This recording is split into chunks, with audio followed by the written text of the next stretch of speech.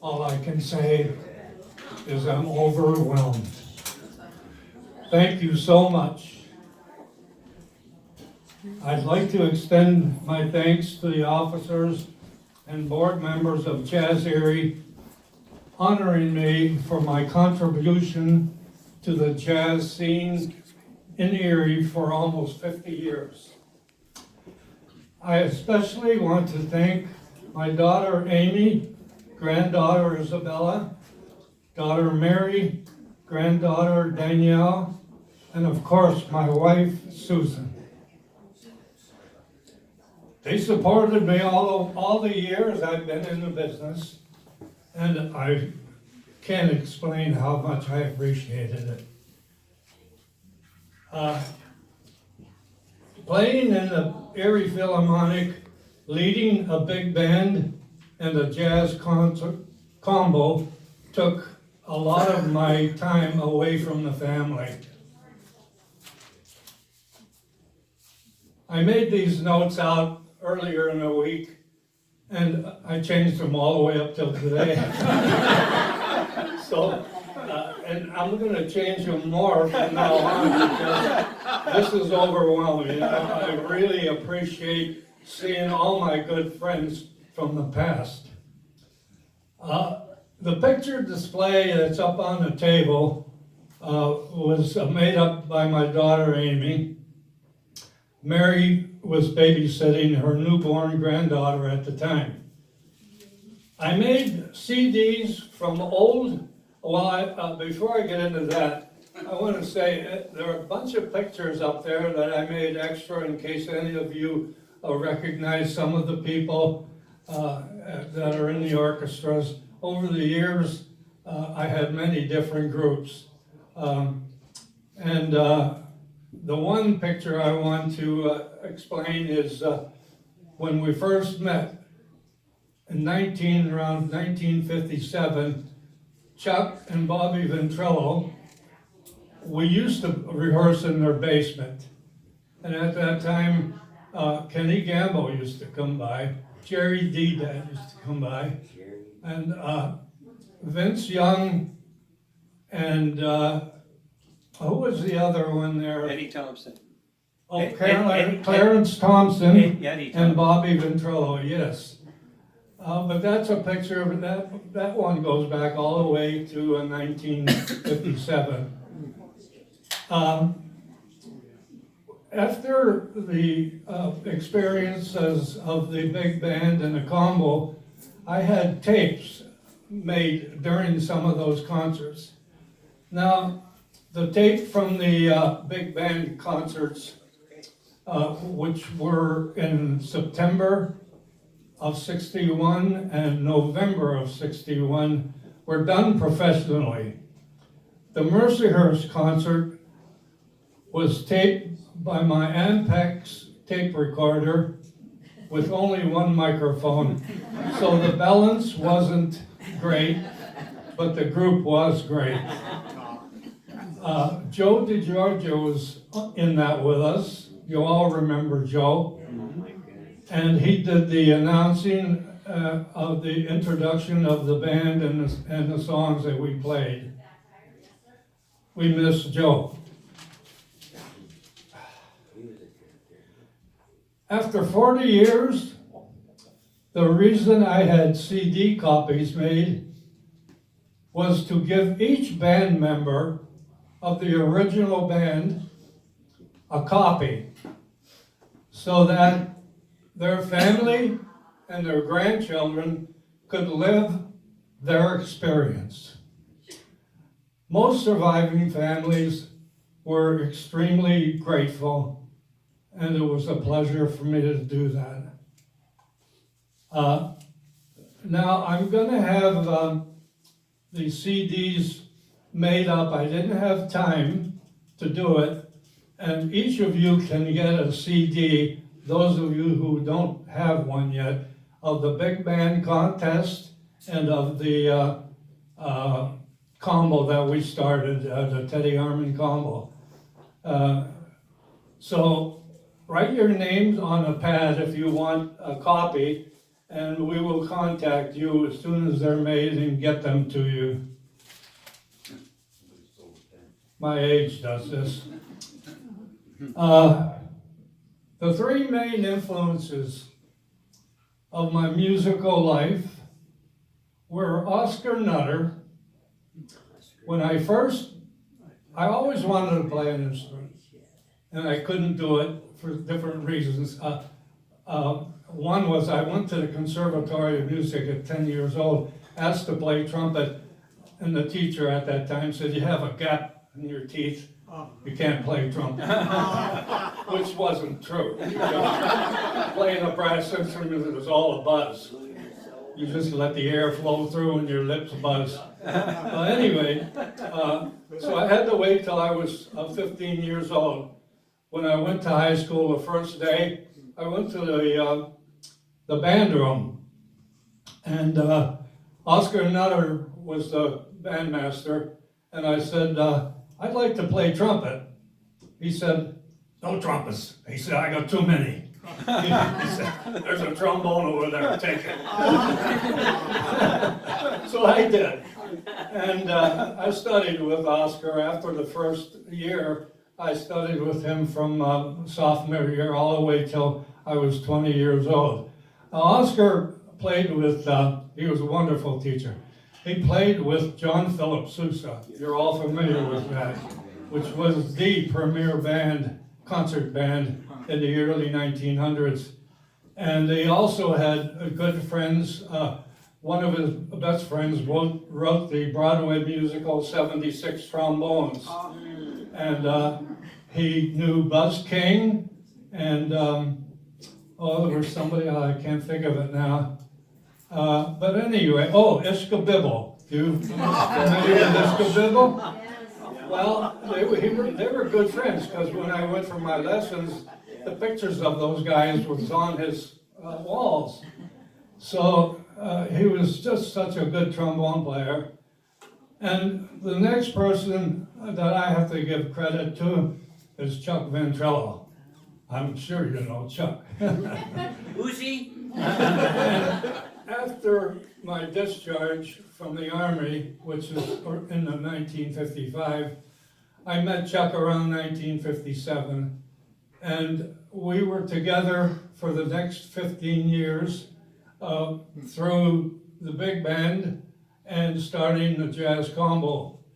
And Chuck did most of the arrangements, and he also did most of the announcing, because I was too timid at the time, and he introduced the songs. So he was a big help through that whole area, and he was instrumental in creating our sound. We kind of separated around in the early 70s because he had a chance to go play in a nightclub. I think it was the Eagles Club, where they had floor shows every Saturday night. So he took that gig, and then after that, he formed his own group, which was always a great, wonderful group. We've been best friends ever since. And I'd like to make a note here that when we were playing, I'm getting to the A bar later. When we were playing at the A bar, my cousin Betty used to come down and hear us play. Elizabeth is her name, Elizabeth Amendola. And Chuck and Betty met and started dating, and they ended up marrying. So Chuck is my cousin now. So, bear with me here, I have to skip ahead. The next person who is probably the most influential was a person called Captain Van Arsdale, believe it or not. He changed my whole course. When I went in the Army, I was stationed at Fort Dix. And the first day we fell out in the morning at 6 o'clock, he asked us, he says, "Are there any musicians in this group?" And a certain amount of us raised our hands. and he got the right answers of what the personnel was. He gave us a 3-day pass to go home and get our instruments. At that time, when I went in the Army, I didn't carry much cash with me. I figured the Army's gonna pay me. So I had a few bucks, but I didn't have enough to take a plane home. So I asked this friend who was from Buffalo, I said, can you lend me 10 bucks? And from there, I came home, got my instrument, went back. Okay, see what's happening here. I have these notes, but I'm getting ahead of them sometimes.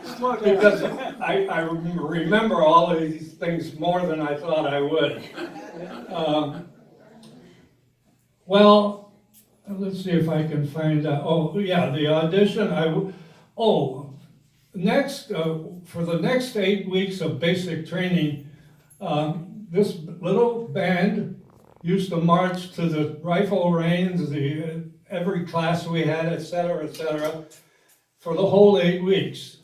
At the end of the 8 weeks, our captain, Van Arsdale, said, we're going by the band school today.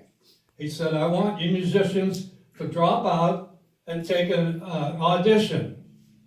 So, great. Well, I passed the audition. I can't remember if any of the other guys, but that was the big change in my whole life right there. For the next 8 weeks, I played in the Fort Dix Army Band. At the end of there was a dance band also. At the end of the 8 weeks, they wanted me to stay there because I was playing second trombone jazz, and they liked what I was doing. Now, remember now, I'm like 21 years old, 21 years old. I said to myself, no, I think I'll take a chance. I'm gonna take a chance to see where they ship me. They hand me these orders, and it says, you're shipping to AUS. And I said, oh no, not Australia. It turns out the guy next to me, he says, it's Austria. So I was shipped to Austria, Salzburg of all places, which is the music capital of Europe because of Mozart. That's what's his hometown. So I was assigned to the 149th Army Band, but there also was the 49th Army Band. And they were combined because our main duty was to go behind the Iron Curtain. At that time, 1953, we were still had an Iron Curtain, and it was the Russian zone. Now, the zone Vienna, Austria was divided in 4 zones: English, French, American, and Russian. Vienna was in the Russian zone. That's why we ended up, and that Vienna was like Berlin. It was also divided into 4 sectors, those allies. So we had to go there every 3 months to play for what they called the change of guard, where the 2 generals would walk toward each other and hand the sword, like, now you take command for this month. And then at the end of the month, the same thing happened. So we used to go 5 days, the beginning of the month, 5 days at the end of the month. And the 2 bands that we exchanged with were the Russian band and the British band. And my good friend Lee Williams, we were talking about nationalities. And I said to Lee, you're English. And he said, yeah. And I said, I remember the English band. When we got together, I said they were a rowdy bunch. They loved to drink and just have a good time. And but the one winter, I'm not sure it was the first winter or the second winter I was there, we had to play on the changing of the guard with a Russian band. And the way that worked is we had our MPs in front of us, behind us, I'm sorry, and our band, and we would march, and we were playing at the time, I Wish I Were in Dixie, some of the good old American tunes, you know. And all of a sudden, it was so cold out, it was below zero, you heard all these instruments fading out. Every one of the brass instruments and some reed instruments froze up. That was it. And we made, you know, at the end, by the time we were done playing, there was just the drummers and the glockenspiel. And to top it off, we couldn't remember whether the Russian band kept playing, and we just made a big joke about they must have had a lot of vodka in it. So I mean, these experiences you just can't duplicate, you know. That's why it was my greatest 2 years of my life, because so many things happened. I think I explained every 4th month we used to go up. So I was in Vienna quite a bit. I took in some operas, and at that time, it was soon after the World War, that there were a lot of buildings that were still bombed out. We just had a good time. We used to go to the Schönbrunn Palace, which where the kings and the queens lived, and the grounds and everything else. It was just so interesting.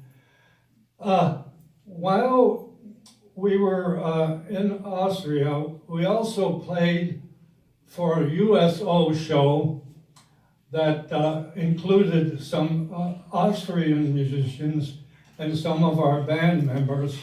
Now, where we used to have our USO was right where they called the Mozarteum, which was where people took lessons and concerts and everything else. So they put this group together with some US actors, and it was a lot of the musicians from the Army band. And we used to tour with the musical On the Town, Leonard Bernstein's On the Town. And during that period of time, there was one fellow who, Monty, he was a piano player and a violinist, and he played the glockenspiel too for the marching band. And Monty and Natalie kind of got together, and they were sort of an item. Well, I didn't know this, but after we were discharged, I found out that Monty and Natalie were married. I'm going to skip ahead now to when we played at the A Bar. How many of you remember the A Bar? Yeah, it was a bar where City Hall is now. And I'll get to that, but one time when we were playing there, Monty Ross came walking in, and I said, "What are you doing in Erie?" He says, my wife, Natalie, is a guest artist with the Erie Playhouse. She was acting there for that particular week, and he stopped in to see her. Okay. So we got together, and okay, now before I get to that point, while in Austria, being close to Italy, I took a 20-day vacation. Went to Venice, Florence, Rome, Pisa, and down to the tip of Italy where my uncle Dominic lived. Visited there for 5 years. Uncle Dominic came to the US 1940. Got stuck here for 12 years because of the war. So he made some good money, but he went back around 1952, just before I went in the Army. And it was a great get-together. I met all my aunts and uncles and nieces and nephews, and it was just one big party. Now, when I was discharged in 1955, my friend Jerry Sussman, who is in one of those pictures there, the one where we were in the Russian zone, he met me, and I went to his house for 3 days before I went home. And the first day, he says, you're gonna play a gig with us tonight. He was playing for a dance somewhere. So he called an uncle or somebody. His father was a booker, by the way, so he had it made, you know. And he says, get Armand, or Almond, this is the way he used to call me, get Almond a white jacket and bow tie, and he'll play the job with him. I had my instrument with me, so I played with them at a big ballroom. The next night, he took me to another engagement he had, only this one was really big time. And it was featuring Jerry Lewis on the stage. And he set me up right next to the stage where I was here and Jerry was over there and the band was behind Jerry. So I got to watch Jerry Lewis show premiere set. Well, on that band was Buzz King. That was the name I was trying to remember when I was talking about Oscar. He was a friend of Oscar's. Jerry says, hey, there's a guy from Erie on this band. He says, he's a good trumpet player. He says his name is Buzz King. I said, Buzz? I know, the picture of Buzz King. So during the intermission, we got together and we talked, Buzz, and Buzz said, let's go next door after the gig and we'll talk some more. So that's where I met Buzz King. I mean, these things are just unbelievable, the happenings. Our first, when I was discharged, the first musicians I met were Chuck Ventrilo, Bob Ventrilo, Terry Dinsky, Joe Comey, and Jerry Oshiki. We rehearsed and formed a group at the Alexis Bar. As I said, that was a bar that was on 6th and State. On a Monday night we played. That's when Erie had big shopping on Monday nights. There were just tons of people that were, and we got our share of the business. Another crazy thing that happened. Am I boring you? Possibly.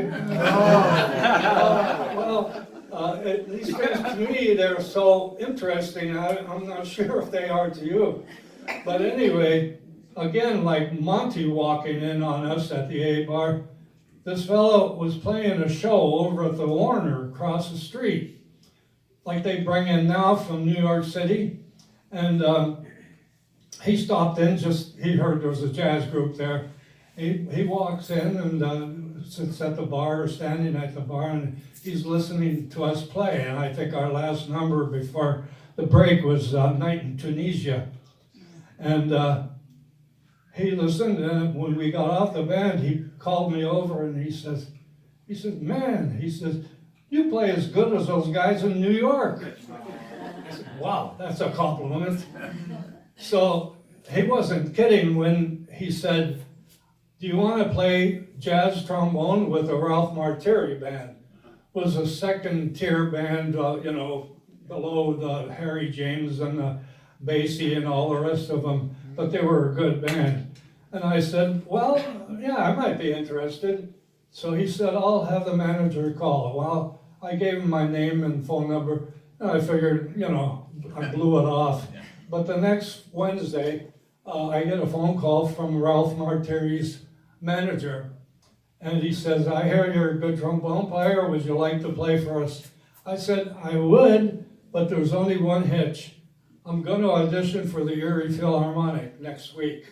I said, if I don't make the Erie Philharmonic, I'll be glad to go on a road with you. Well, I made the Erie Philharmonic. And I called them back and I said, I regret to tell you, I can't take it. But seeing Monty and seeing Joe Lopes, well, it ended up Joe Lopes, I find out 40 years later, that he played with Jay McGlory from Erie, who were top saxmen out in Los Angeles. Jay was fantastic, and so was Joe Lopes. They each played with a super sax. So, I mean, now I'm taking that compliment really seriously, In 1961, my friend Joe Comey and Frank Montanaro talked me into forming a big band. I reluctantly did it. It was to enter a contest of a best new dance band of the Musicians Union. We had 2 concerts and we won the contest. We won a trophy, $1,000, and a lot of notoriety. How I named the band was, get this, when I was 15 years old, I took my brother's place at a Houghton, it was Wise Dress Shop, as the boy that cleans the place.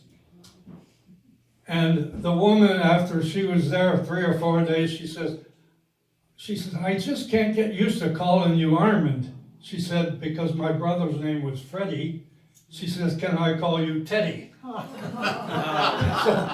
I don't care, call me whatever. So when it came to form this big band, I wanted to have a name. That's how Teddy Armand came about. I used my first name and Teddy, so it sounded good, The other store I worked with was Ring Clear Hosiery. So I got to know a lot about women's hosiery. The gauge and the denier and all this stuff. So for the next 25 years, I maintained both the big band and the combo, and I worked in the Philharmonic, I think, for 12 years until I started a machine shop. I had worked in a machine shop several years before going in the Army, and I was a student at Tech. And so I had a chance to buy into a small machine shop, very small. We only had 3 or 4 or 5 employees at a time. So for the next 25 years, I did the bands and the machine shop. Life got busier and I had to give something up, so I gave up because it was getting to the point of finding the kind of caliber of musicians that I had previously had, who were all top-notch people. The original band, there were 5 saxes in there, they were the best. And including the guys I got that came in after. But I was having a hard time maintaining a band at that time, both the combo and the big band. So I said, it's about time I give up each. And I started taking gigs only with small groups. And sometimes I would play for some big bands. Well, one of the groups was Mary Alice Brown, the other group was Gina Leone, and the last and one of the finest, Frank Alvaro. With Mary Ellis, I have to tell you this, when we first met, I was only maybe 19 or 20 years old. And Mary was playing at Mickey's Bar on 4th and State, right next to where the Art Center is right now. Anybody remember that place? Oh, yes. I used to play there. Okay. Well, I used to go in and sit in. Mary played there with Dick Oldis, drummer, Ronnie Jarvis, saxophone, and Mary. Well, she was a young lady at that time also. She had just started playing. So we've been friends through that whole area, and when she played the cocktail lounges, and I was there sitting at those piano bars. And then when Mary came back from her Hawaii stint, she asked me to play for her, and that was the time I had quit the big band and the combo. And Gene Leone was a very good friend who had always had a good group. He did vocals also. I played with Gene, and I played mostly the last 10 years or so with Frank Alvaro, who had come from Las Vegas, and he played the cocktail lounges there, and he ended up here in Erie. And he was a wonderful, wonderful piano player. I'm not sure if you people knew him. Around 2005, I developed Meniere's disease. which is a disease of the inner ear. It actually destroys your inner ear. And you get terrible, what do they call it, dizziness, vertigo. And I just couldn't cope with that, so I eventually quit my instruments. I quit, put my bass up for sale, put my trombone up for sale, my amps, and got it out of my system. I knew if the instruments hung around, I would try to play them again, and it wasn't possible. So, I'm sure, okay, I'm at the point now, if you want me to go on, I have some more. Okay?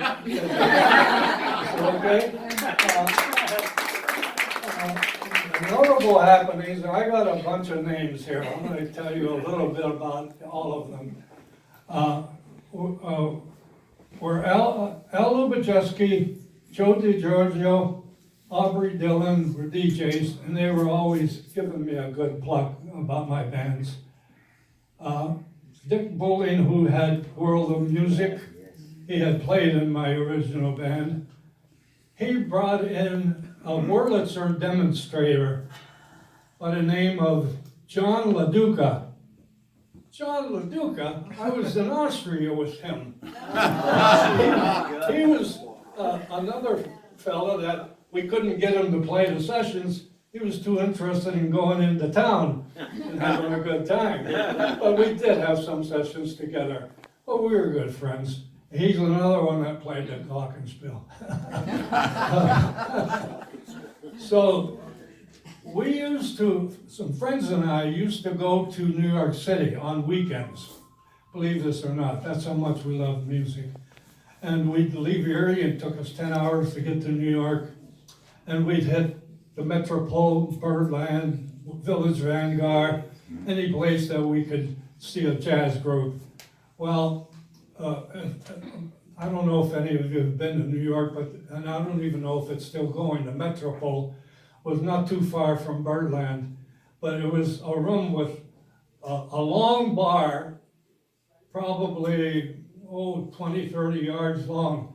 And the musicians that were playing there had to play single-filely along each other. So the whole Woody Herman band was down this way. And upstairs, this was an afternoon, upstairs the Gene Krupa band was playing. So I mean, you can see all the things. And Birdland, you've heard of these places, Birdland used to be downstairs. You'd walk in and you'd go downstairs. That's why I saw Dizzy Gillespie, and a couple of the customers were Shelley Winters and another girlfriend of hers. Well, I went down there that one time when Basie was playing, but I went down another time and they advertised Art Tatum. I said, I don't know Art Tatum. We went down and we heard Art Tatum. He was a black, blind piano player who had the busiest hands you ever wanted to know. He was one of the best during that era. And we just sat there and were amazed, how great he was. And then we also hit the Village Vanguard where we saw Bill Evans, who was a favorite of my piano player, Sam DeFazio. He had that same touch. And coming out of a bar one night in New York City, 2:30 in the morning, we stumbled out of the bar, by that time you had a few drinks. And coming down the street, there's this guy with a trombone case. He's walking to catch a subway.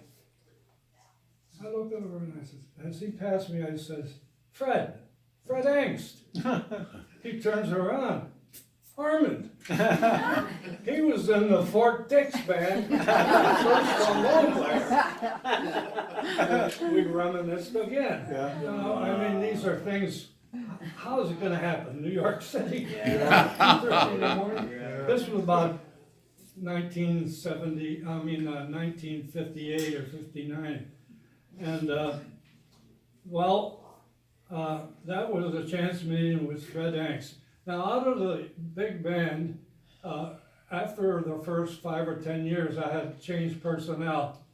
But some of the personnel in the band were Jerry Zern, Tom McMurray, Jerry Dedad.